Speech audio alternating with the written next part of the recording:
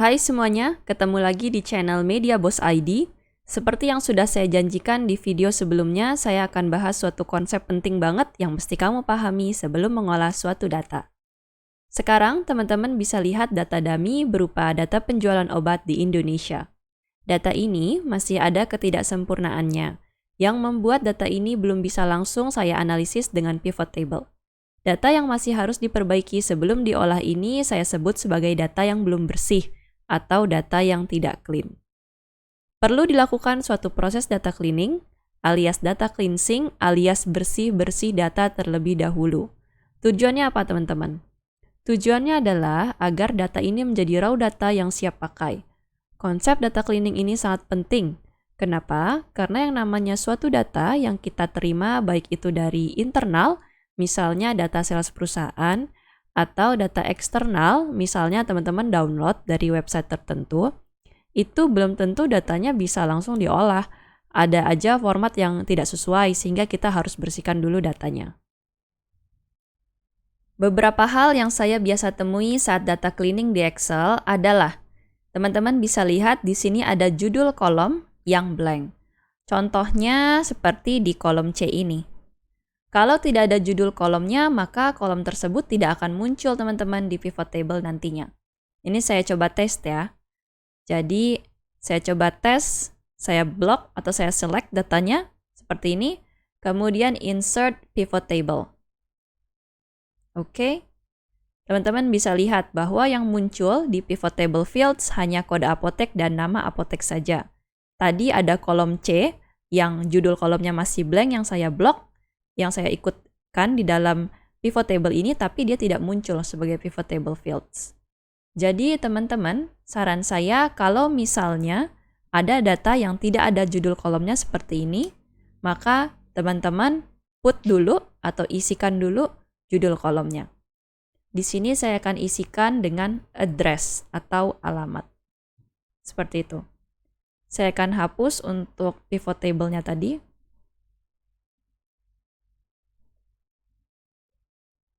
Poin kedua, ada judul kolom yang berulang.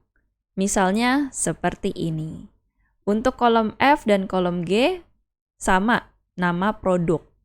Sebetulnya kalau misalnya judul kolomnya sama, itu masih bisa dibuat pivot table. Tapi saran saya dibuat aja langsung judul kolom yang berbeda antara keduanya, yang spesifik menggambarkan konten kolom tersebut. Jadi, saat teman-teman menganalisis dengan pivot table nantinya, teman-teman tidak bingung kolom yang nama produk, ini kontennya apa, dan kolom yang nama produk 2, ini kontennya apa. Jadi, langsung aja diganti supaya lebih spesifik per kolom. Saya ganti ini dengan SKU. Kemudian contoh ketiga, yang paling sering saya lihat adalah adanya rows yang di-merge atau bisa juga kolom yang di-merge. Mungkin maksudnya supaya kelihatan lebih rapih ya, tapi kalau misalnya dalam hal raw data, itu membuat suatu data menjadi tidak raw, harus dibersihkan terlebih dahulu. Maka dari itu, kalau ada data seperti ini, di-unmerge terlebih dahulu semuanya. Ini langsung saya blok saja, kemudian saya klik di bagian merge dan centernya yang tadinya terklik, saya klik lagi supaya dia unmerge. Seperti ini teman-teman. Jadi, kenapa kita harus melakukan hal seperti ini? Karena misalnya saya undo ya tadi, seperti ini. Nanti ini tidak akan terbaca nih datanya di row-row lain. Jadi terbacanya hanya sebagai satu entry saja. Padahal kan aslinya ini adalah data entry distributor Jabodetabek untuk banyak sekali rows. Ini saya perlihatkan ya. Misalnya saya blok untuk kolom E dan kolom F, kemudian saya akan buat sebagai pivot table. Oke? Nah, teman-teman bisa lihat kalau saya pindahkan distributor ke sini, jadinya ada yang judulnya blank. Seperti itu. Kemudian saya coba masukkan nama produk sebagai count. Akan kelihatan bahwa yang blank itu ada 54, padahal sebenarnya bukan blank kan maksudnya. Maksudnya adalah either distributor Jabodetabek atau distributor Jawa Barat. Seperti itu.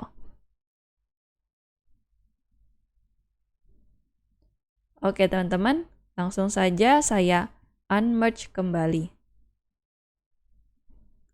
Kemudian saya akan Ctrl C dan Ctrl V untuk copy paste data ke row yang masih blank. Seperti itu.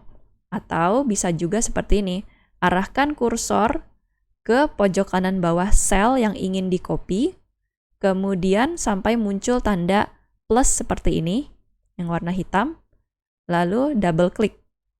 Maka dia akan langsung terpaste untuk kontennya tadi, konten sel tersebut tadi. Sama juga di sini, saya ulang lagi, double klik. Seperti itu. Di sini juga. Dan terakhir ada di sini.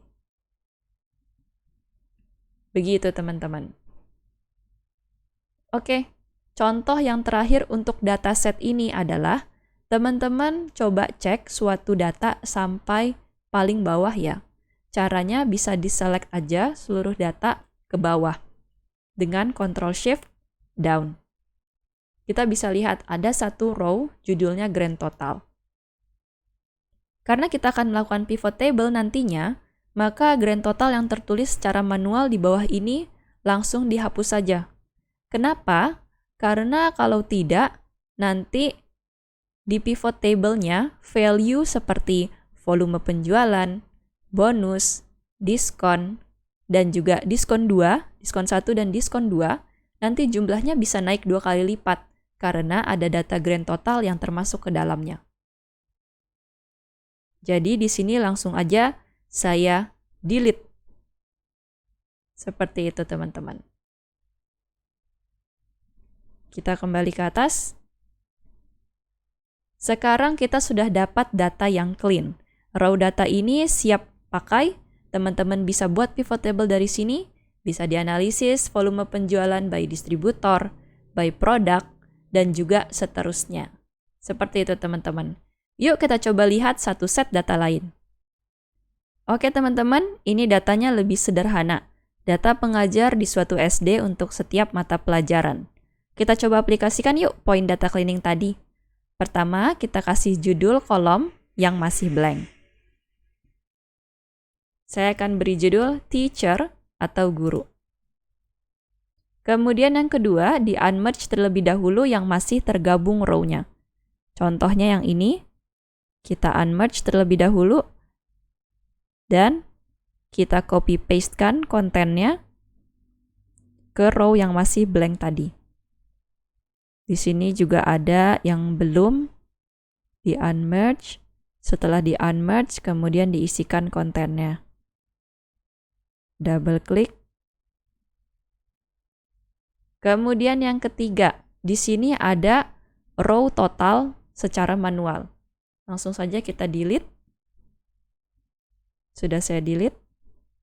Atau bisa juga kalau misalnya mau klik kanan, delete, itu bisa juga. Seperti itu ya teman-teman. Kemudian di sini ada yang menarik nih. Jadi ada beberapa nama teacher atau guru yang beda-beda formatnya. Karena di sini datanya sedikit, hanya 4 orang pengajar, maka langsung bisa kita seragamkan saja namanya dengan cara copy-paste format nama yang sama ke sel yang sesuai. Misalnya di sini Hana S. Maksudnya adalah teacher Hana Sharon. Langsung saja saya Ctrl C dan Ctrl V di sini. Kemudian ada Roy T. Teacher Roy Thompson. Saya Ctrl C, kemudian saya Ctrl V di sini. Yang terakhir ada teacher Myra. Saya copy paste. Selesai. Nah, di sini sudah siap deh datanya untuk dijadikan pivot table. Beberapa analisis yang saya bayangkan adalah contohnya, berapa beban kerja pengajar secara total, bagaimana distribusinya berdasarkan kelas. Itu bisa dianalisis dengan pivot table. Sekian untuk video intro to data cleaning kali ini. Hope you like this video, hope you find this useful. Klik like and subscribe, dan kalau mau diskusi bisa langsung komen ya. See you!